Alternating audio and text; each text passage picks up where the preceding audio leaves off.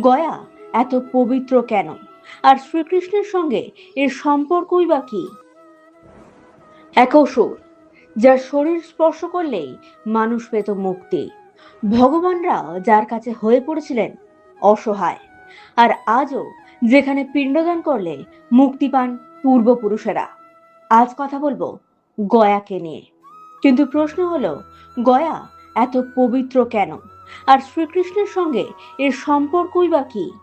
বিহারের গয়া হিন্দু ধর্মে এটি শুধু একটি শহর নয়, এটি পিতৃতীর্থ। এখানে প্রতি বছর হাজার হাজার মানুষ আসেন তাদের পূর্বপুরুষদের আত্মার শান্তির জন্য পিণ্ড দান করতে।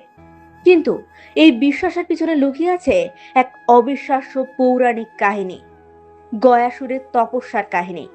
অনেককাল আগে জন্ম হয়েছিল এক অসুরের, তার নামই গয়াসুর। কিন্তু সে ছিল অন্য অসুরদের মতো নয়। তার মনে ছিল ভক্তি, ছিল তপস্যার শক্তি। সে কঠোর তপস্যা শুরু করলো এবং শেষ পর্যন্ত সন্তুষ্ট করলো ভগবান বিষ্ণুকে। গয়াসুরের ভক্তিতে খুশি হয়ে বিষ্ণু তাকে এক ভয়ঙ্কর বর দিলেন। তার শরীর এত পবিত্র হবে যে তাকে স্পর্শ করলেই মানুষ পাবে মুক্তি। প্রথমে এটা আশীর্বাদ মনে হলেও শীঘ্রই সেটা হয়ে উঠল সমস্যা। মানুষ আর পাপের ফল ভোগ না করেই মুক্তি পেতে লাগলো। যমলোক প্রায় শূন্য হয়ে গেল। তখন সব দেবতা মিলে গেলেন বিষ্ণুর কাছে এই সমস্যার সমাধান চেয়ে। বিষ্ণু একটি পরিকল্পনা করলেন। তিনি গয়াসুরকে বললেন, তোমার শরীর আমাদের যজ্ঞের জন্য দাও। গয়াসুর বিনা দ্বিধায় রাজি হয়ে গেলেন। তারপর শুরু হলো এক মহাযজ্ঞ। গয়াসুর শুয়ে পড়ল আর দেবতারা তার শরীরের উপর যজ্ঞ করতে লাগলেন।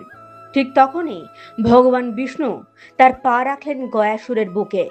আর সেই মুহূর্তে গয়াসুরের শরীর রূপান্তরিত হলো এই পবিত্র ভূমিতে, যাকে আমরা আজ বলি গয়া। আজ ওই পায়ের চিহ্ন দেখা যায় বিষ্ণুপদ মন্দিরে। কিন্তু এই কাহিনীর সবচেয়ে গুরুত্বপূর্ণ অংশ এখনো বাকি। দাপর যুগে ভগবান কৃষ্ণ নিজেও এসেছিলেন এই গয়াতে। কেন জানো? নিজের পূর্বপুরুষদের পিণ্ড দান করতে।